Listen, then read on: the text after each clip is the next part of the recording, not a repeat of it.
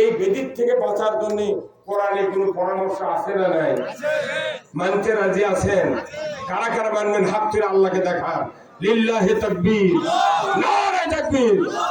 কে দলই করে আল্লাহর আনুগত্য ছাড়া, রাসূলের নেতৃত্ব ছাড়া কবরে দান ঢোকেন না।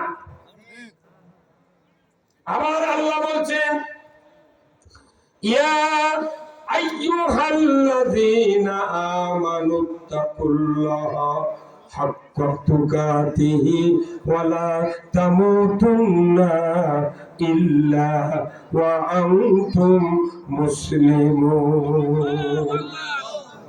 আবার আল্লাহ বলছেন, ও দুনিয়ার ঈমানদারেরা, আমি আল্লাহকে ভয় করো। হাক্কা তুকাতিহি, পরিপূর্ণ রূপে যতগুলি হুকুম দিয়েছি এই হুকুমগুলি মানবে, নিষেধগুলি বর্জন করবে। এর নাম হলো আল্লাহকে ভয় করা। আর যারা তোমরা মুসলমান না হতে পারবে, তোমরা খবরদার আজরাইলের হাতে প্রাণ দিও না। মুসলমান হয়ে না মরার জন্য আল্লাহ নিষেধ করেছে। মুসলমান বাংলাদেশে টেকনাফ থেকে তিতুলিয়া, সুন্দরবন থেকে পাথুরিয়া পর্যন্ত একজনও মুসলমান নাই। একজন, আমিও মুসলমান না, কোন পীরও মুসলমান না, কোন ইসলামী দলের আমিরও মুসলমান না। আমরা মুসলমান তখনই হব যখন ইসলাম মানব। Islam is the complete code of life. মানবতার জন্য ব্যক্তি, পরিবার, সমাজ, রাষ্ট্র, অফিস, আদালত, কোর্ট কাছারি, অর্থনীতি, সমাজনীতি, রাজনীতি, জীবনের সকল ক্ষেত্রে আল্লাহ যে বিধিবিধান নাজিল করেছেন এইগুলির আনুগত্য করার নাম হলো মুসলমান। ভাইরা আমার, খুতবাতুল আহকাম সানি খুতবার ভিতরে সূরা নহলের 90 নম্বর আয়াত সানি খুতবার তেলাওয়াত হয় প্রতি শুক্রবারে। ইমাম সাহেবরা সুন্দর মিষ্টি সুরে তেলাওয়াত করে থাকেন, ইন্নাল্লাহা ইয়ামুরু বিল আদলি ওয়াল ইহসান ওয়া ইতাই যিল কুরবা ওয়া ইয়ানহা আনিল ফাহশাই ওয়াল মুনকারি ওয়াল বাগই ইয়াইযুকুম লাআল্লাকুম তাযাক্কারুন। এত সুন্দর বক্তব্য আরবি দেওয়া হয়, এত বড় রাজনৈতিক বক্তব্য বাংলাদেশে জুমাতে খুতবায় আরবি দেওয়া হয়। ইমাম সাহেব মানে বলে না, কি ঘুমঘুট দিয়ে এত বক্তব্য দিচ্ছে আরবি দিয়ে। সবচেয়ে বড় রাজনীতির খুতবা হয় মসজিদের ভেতরে আরবি দিয়ে। ওনারা বাংলা বলে না বিদায়, ওনারা আল্লাহর ওলি, মুত্তাকি, পরহেজগার। আর আমরা ওই আরবির বাংলা বলি দেখে আমরা রাজাকার, আমরা জঙ্গি। আল্লাহ নিজে আদেশ করছেন, ইন্নাল্লাহা ইয়ামুরু বিল আদলি ওয়াল ইহসান। আল্লাহু আকবার। আল্লাহ নিজে বলছেন, নিশ্চয় আমি আল্লাহ হুকুম দিচ্ছি ন্যায় বিচার করবে। বিচারের কথা আল্লাহ ঘোষণা দিয়েছেন, ন্যায় বিচার করো। আদল মানে জাস্টিস। তুমি এমন বিচার করবে কারোর উপর যেন জুলুম না হয়, পক্ষপাতিত্ব না হয়, কারোর যেন ক্ষতি না হয়, এইরকম বিচার তোমরা কায়েম করবে। সেই বিচার কি বাংলাদেশে আসিল? না। মোট বিচারপতি দলীয়করণ করা হতো। রায় লিখে দিচ্ছে, ওরা খালি তেলাওয়াত করছে। দেখেন না কালামানি কি খেপা মহিলার উপর দর্শন। আমি সাইডে ফাঁসিয়ে দিচ্ছি। কি বিচারপতি তাই না কলার পাতা শুয়ে থাকে। এটা তো আল্লাহ খেলা। বিচারপতি হলে ওই রকম বিচারপতি হওয়া লাগবে যে ইয়ামুরুনা বিল আদলি ওয়াল ইহসান। আদল শব্দের অর্থ ন্যায় বিচার। তুমি ন্যায় বিচার করো, যেরকম আল্লাহু আকবার। ন্যায় বিচার। আবার এই আদল যে ন্যায় বিচার করবে, আল্লাহ রাসূল বলছেন 7 প্রকার ব্যক্তি আরশের নিচে জায়গা পাবে। তাই এক নম্বর হলো আল ইমামু আদিল, ন্যায় করো, বাদশা, বিচারক, ন্যায় বিচারক, তাই আরশের নিচে জায়গা পাবে। যে বিচার, ন্যায় বিচারটা কি? কি ন্যায় বিচার? এরপর আল্লাহ বলছেন ইহসান, ইনসাফ, কোন রকমের কোন আক্রোশ নিয়ে, কোন রকমের রাগ নিয়ে বিচার করা যাবে না। এমন সমাজে আইন চালু করতে হবে দুনিয়ার কোন হিন্দু, বৌদ্ধ, খ্রিস্টান যাতে না বুঝতে পারে এই লোকটা আমাকে রাগ করে বিচার দিয়েছে। কথা লিখছে এই বক্তৃতা মসজিদে খুতবা হচ্ছে প্রতি শুক্রবারে ইমামরা তেলাওয়াত করে, কিন্তু মুক্তাদি বুঝায়া দেয় না। এরপরে আল্লাহ বলছেন ইন্নাল্লাহা ইয়া'মুরু বিল আদলি ওয়াল ইহসান ওয়া ইতাই যিল কুরবা। আত্মীয় স্বজনের সাথে সদ্ব্যবহার করো, দরকার আল্লাহু আকবার। আপন আত্মীয়র জন্য যদি সদ্ব্যবহারের বক্তৃতা মসজিদগুলিতে বলতে পারতাম আমরা ইমামেরা, তাহলে বাচ্চা কোনদিন মারামারি হতো না, ভাই ভাইয়া কোনো সম্পত্তি দিত না, ভাই ভাই কোনো সম্পত্তি দেয় না। বাপ দেশে 10 বিঘা, আল্লাহ ভাগ করে দিয়েছে, ছেলে 1 বিঘা আর নিয়ে 10 কাঠা, এটা আল্লাহর ফায়সালা। কিন্তু বড় ভাইয়ের চিন্তা, ভাইকে চিন্তা না, সম্পত্তি তুই 10 কাঠা দিয়ে দেবো, তো 5 টাকা দেবো 5 কাঠা। কথা ঠিক কিনা? আমি এই ইনসাফ, আত্মীয় স্বজনের সাথে সদ্ব্যবহার করো, আত্মীয় স্বজনের সাথে সদ্ব্যবহার করো, এটা কার নির্দেশ? ওই পরিবেশ কি বাংলাদেশে আছে? তাহলে এই বক্তৃতা প্রতি শুক্রবারে, বছরে 52 দিন, মাসে 5 দিন, এই শুক্রবারে এই বক্তব্য হচ্ছে ইন্নাল্লাহা ইয়া'মুরু বিল আদলি ওয়াল ইহসান। তোমরা আমার পক্ষ থেকে বড় ধরনের আদেশ দিলাম, তোমরা ন্যায় বিচার কায়েম করো। তে ন্যায় বিচার কি বাড়ির না কোটর? হ্যাঁ, সেই ন্যায় বিচার কায়েমের কথা ইমামরা যদি আজ থেকে 100 বছর আগে থেকে যদি বয়তুল মুকাররম থেকে শুরু করে আপনাদের এই জগদল পর্যন্ত প্রত্যেকটা মসজিদের ইমাম ন্যায় বিচার কায়েমের পক্ষে যদি বক্তব্য দিতাম, আমার দেশে অবিচার কায়েম হতো না।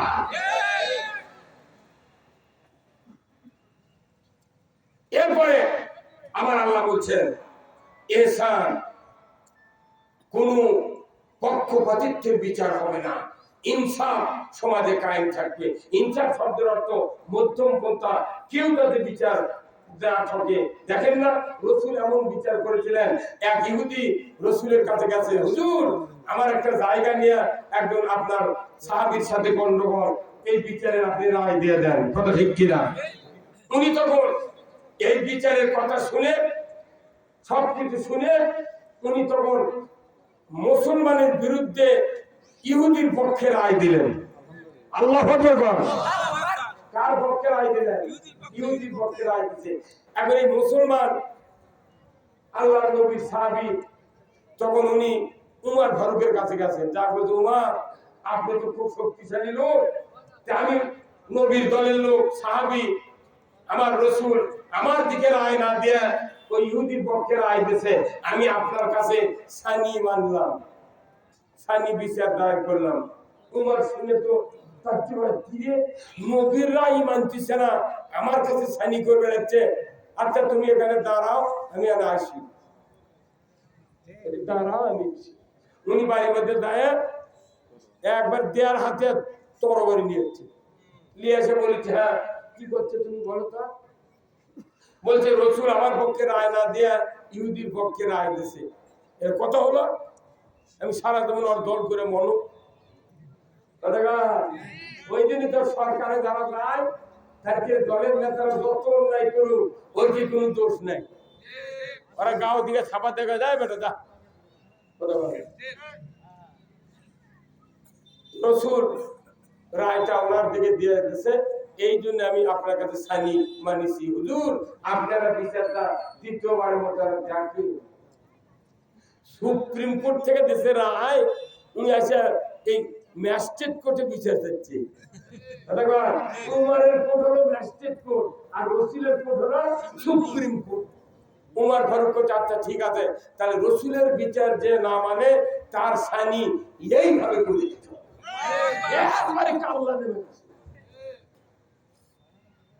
বিচার রসুলের দরবারে দিয়ে দিয়েছে লোকজন, হে উমর একজন মুসলমান মারিছে কি রসুলকে ডাকা হলো। রসুল তো বিচারের সময় বসে আছেন। আল্লাহ তাআলা ওই সময় জিবরাইল দিয়ে আয়াত নাযিল করে দিয়েছে যে আমার হে রাসূল, উমর যে বিচার করেছে এই বিচার মুসলমানের বিরুদ্ধে নয়, মুনাফিকের বিরুদ্ধে। এর নাম হলো ইনসাফ, এর নাম হলো জাস্টিস, আসল বিচার। কত বিচারের কথা আপনারা জানেন।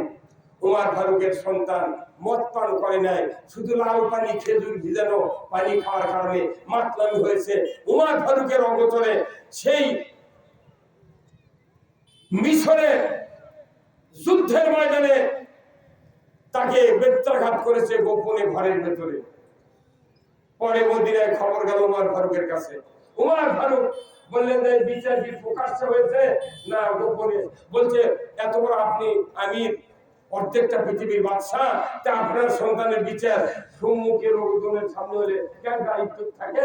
সেদিন ঘরের মধ্যে একা একা আপনার ছেলে আর আমি গভর্নর তাকে বেত্রাঘাত করছি, 80টা বাড়ি মানছি, কত ওই বিচার চলবে না, ওই বিচার চলবে না, বিচার হয় নাই।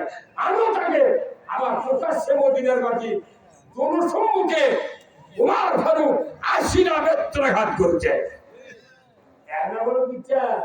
রসুলের সময় চুরি করলো এক মহিলা ওই মক্কাতে। সাহাবারা বলে এই কেবল ইসলাম বিজয় হলো, আর এখানে যদি ওদের হাত কাটা হয় তাহলে ওই গোত্র আমাদেরও রাগ করে আন্দোলন করবি। অতএব হুজুর এই বিচারটা নরমাল করা যায় না। তখন আল্লাহ রসুলের চেহারা লাল হয়ে গেছে। উনি বললেন এই চুরির দায়ে কোন সাহসে তোমরা নরমাল বিচার করতে বলো? আমার মেয়ে ফাতেমা যদি চুরি করত আমি তার হাতটা কেটে দিতাম। এই আইন কোরআনে আছে। এই আইন থাকলে দুনিয়াতে কোনো বৈষম্য হবে না। তাহলে এই আইন আপনারা কি চান? এ দেশে আদর কায়েম হোক চান? কারা কারা চান? দুহাত তুলে আল্লাহকে দেখান। লিল্লাহি তাকবীর, নারায়ে তাকবীর। এই আইন কি সামিয়ানার তলে কায়েম হবে? কি করা লাগবে? হাত কয়টা তুললেন? দুইটা। বাম হাতে থাকবে ব্যালট, ডান হাতে থাকবে সিল, তিন দিকে সালাম, একদিকে দরজা।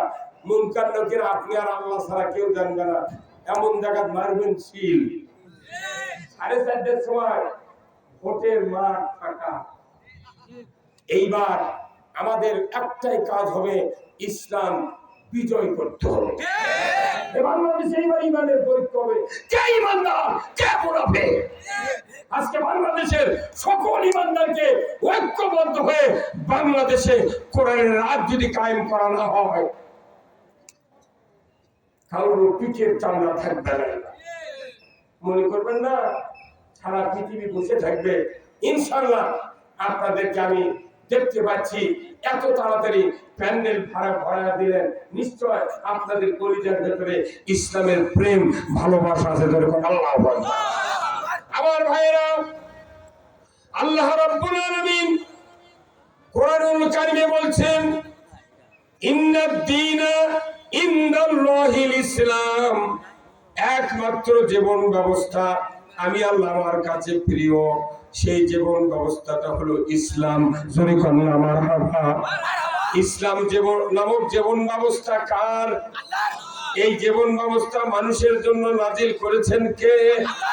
এই ইসলাম নামক জীবন ব্যবস্থা যারা মানবে না, মানার চেষ্টা করবে না, পছন্দ করবে না, আমার আল্লাহ বলেছেন ওয়ামাইয়াবতাগি গায়রাল ইসলামি দীনান ফালাই ইউকবালা মিনহু ওয়া হুয়া ফিল আখিরাতি মিনাল খাসিরিন।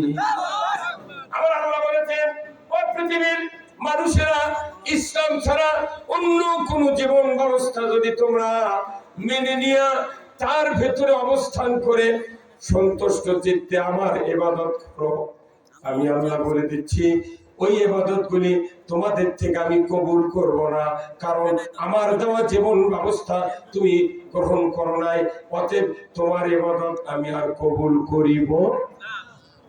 আগে ইসলাম মানতে হবে, কথা ঠিক কিনা? আর ইসলাম মানতে গেলে ইসলামী সরকার ছাড়া মানা যাবে না। সরকার ছাড়া ছাড়া ইসলাম মানা যাবে না। আজকে বাংলাদেশে আমরা যেভাবে চলতেছি, নামের আগে মোহাম্মদ আছে, কিন্তু মোহাম্মদের শর্ত পূরণ নেই।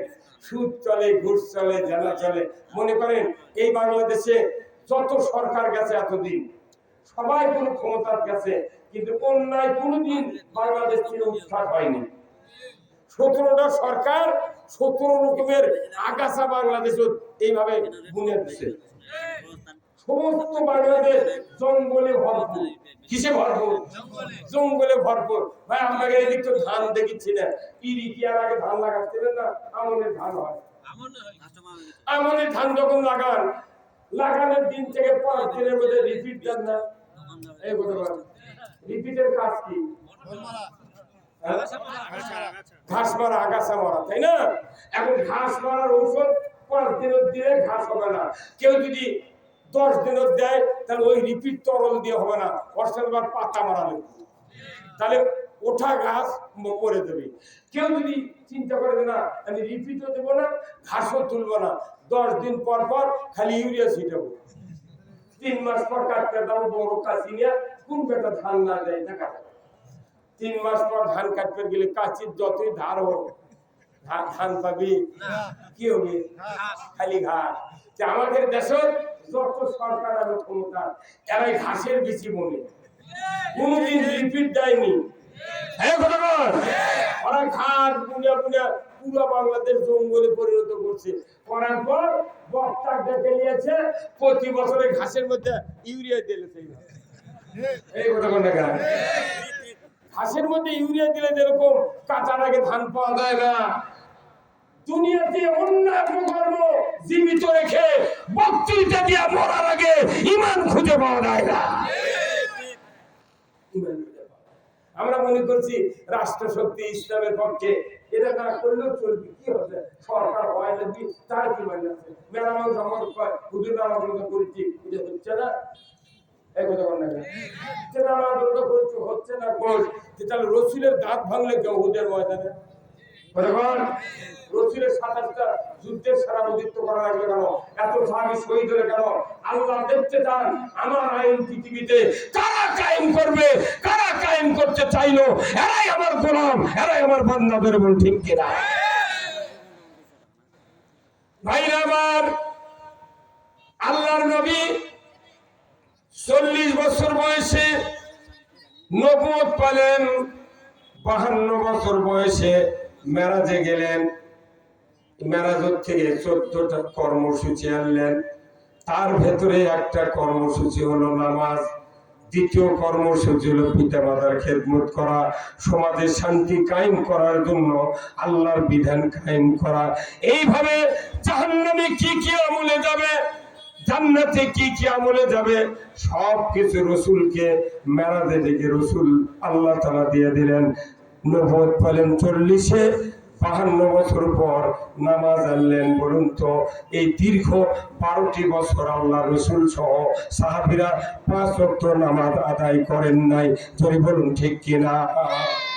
আল্লাহ রসুলের বাড়ি আবু জেহেলের বাড়ির 30 গজ দক্ষিণে, 30 গজ পূর্ব দিকে রসুলের বাড়ি। আল্লাহ রসুল কাবা ঘরের দিক হয়ে নামাজ আদায় করেছেন, কিন্তু যখন 1 বছর 13 বছর যখন পূর্তি হলো মক্কাতে, 12 বছর নামাজ আনলেন। 1 বছর পুরা নবী আর সাহাবীরা নামাজ আদায় করলেন।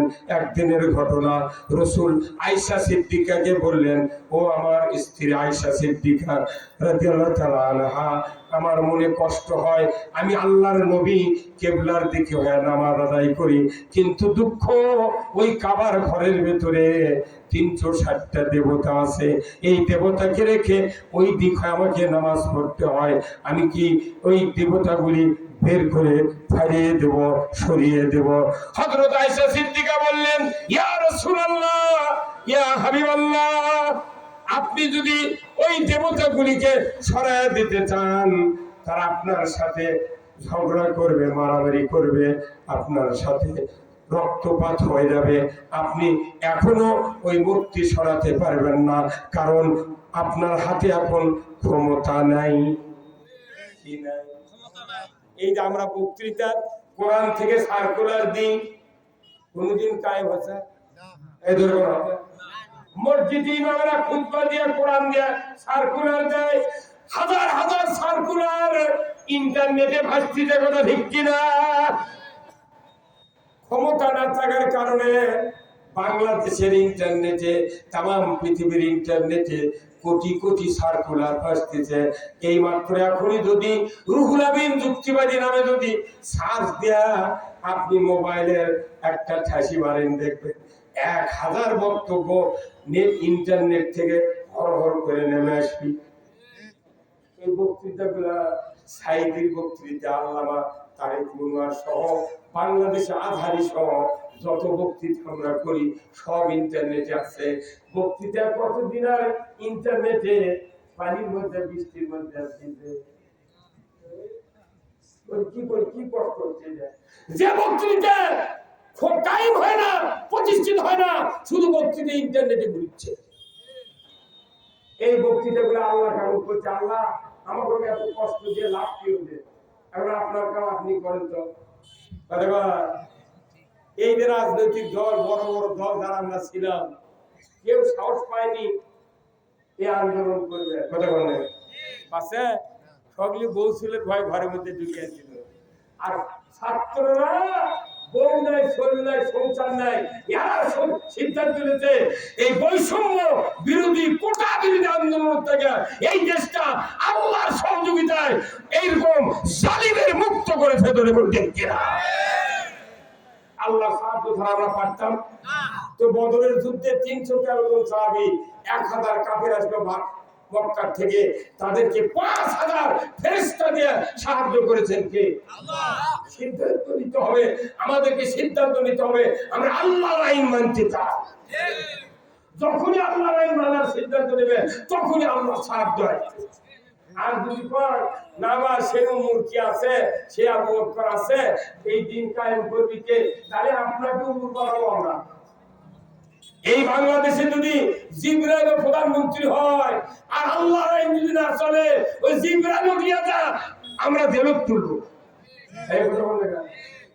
আইন দরকার কার? আমরা ক্ষমতার যাব না, আমরা চাচ্ছি আল্লাহর আইন ক্ষমতায় যায়। এই কথা ঠিক কিনা?